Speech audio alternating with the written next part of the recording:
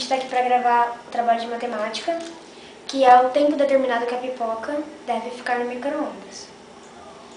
Primeiro de tudo, é preciso saber que a massa de 100 grãos de pipoca é igual a 14 gramas. Então, esse pacote que contém 100 gramas possui 715 grãos. Outra dúvida muito frequente: por que as pipocas estouram? Como que passa do estado do milho para a pipoca? Por causa da água e da pressão no grão. O grão de milho, ele possui uma camada chamada pericarpo. E quando ele acumula muita água, a pressão é muito grande e estoura o pericarpo. O que acontece? A pipoca passa do grão para a pipoca, fazendo aqueles estouros e barulhos. Por isso que a gente ouve o barulho no micro-ondas.